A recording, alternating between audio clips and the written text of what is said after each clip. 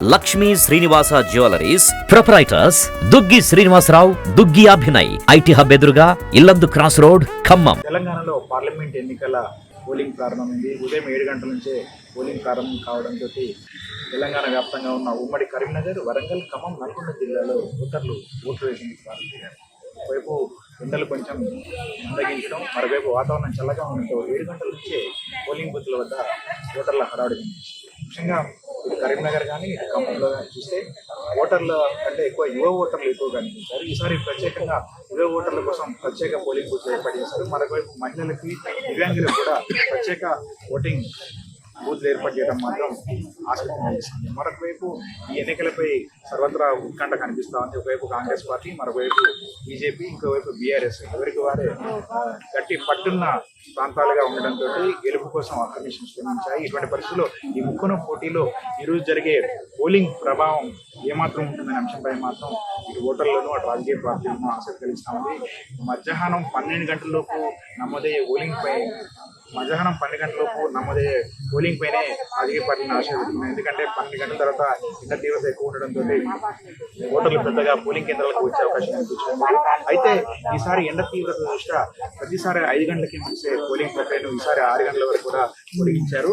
ఎన్నికల సంఘం ఆదేశాల మేరకు 6 గంటల వరకు పోలింగ్ బూత్లు చేరుకునే వారు ఎంత సమయం అయినా కానీ లోన ఉన్న సమయంలో మాత్రం ఓటు వేసే అవకాశం కనిపిస్తున్నారు. దీంతో సాయంత్రం 5-6 గంటల తర్వాత మళ్ళీ పోలింగ్ ప్రక్రియ వేగం పెరిగే అవకాశం కనిపిస్తూ ఉంది. అయితే ఉదయం మాత్రం చల్లబడ్డ వాతావరణం, కొంత 11 గంటల తర్వాత వేడిమి పెరగడంతో పోలింగ్ కేంద్రాలు మాత్రం ఎండ తీవ్రత కారణంగా బోసిపోయి కనిపిస్తున్నాయి. అయితే అధికారులు మాత్రం పోలింగ్ కేంద్రాల వద్ద ఎండ వేడిని తట్టుకునేందుకు షామియానాలు ఏర్పాటు చేశారు. అదే సందర్భంలో మంచినీటి వసతి కూడా కల్పించారు.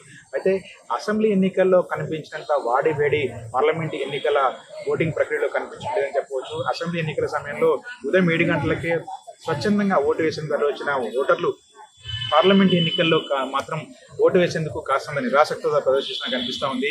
అక్కడక్కడ పోలింగ్ కేంద్రాల్లో హడావుడి తప్ప మ్యాక్సిమం పోలింగ్ కేంద్రాల్లో మాత్రం పెద్దగా ఓటర్ల ప్రభావం కనిపించడం లేదు. ఒకవైపు ఎండ తీవ్రత ఒకవైపు, మరొకవైపు పార్లమెంట్ ఎన్నికలపై ఓటర్ల నెలకొన్న అనాసక్తి మరొకవైపు కనిపిస్తూ ఉంది.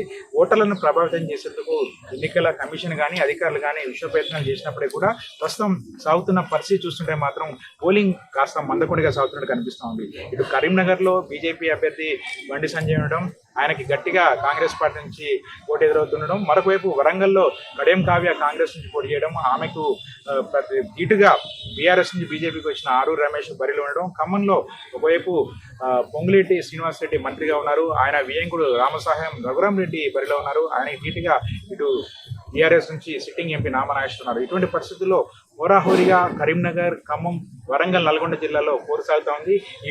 ఈ ఓటర్లు ఎవరికి మద్దతు పలుకుతున్నారు, ఓటర్ల ఓటింగ్ ప్రక్రియ ఎలా సాగుతుంది అనే విషయం మాత్రం అతి చిక్కకుండా ఉంది.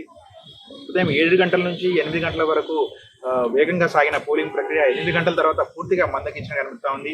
ఎండ తీవ్రత ఒకవైపు, ఓటర్లలో నెలకొన్న అనాసక్తి ఒకవైపు, మరొకవైపు ఏపీలో ఏం జరుగుతుంది తెలుసుకోవాలని ఆసక్తితోటి ఓటర్లు కూడా పెద్దగా తెలంగాణ పోలింగ్లో పాల్గొనే పరిస్థితి కనిపిస్తోంది. ఇటువంటి పరిస్థితుల్లో ఈరోజు తెలంగాణ వ్యాప్తంగా జరుగుతున్న పోలింగ్ ప్రక్రియ గతంతో పోలిస్తే పోలింగ్ పర్సెంటేజ్ మాత్రం తగ్గే అవకాశం స్పష్టంగా కనిపిస్తూ ఉంది. ఖమ్మం నుంచి కెమెరా వెంకట్తో నాగేంద్ర వర్షం.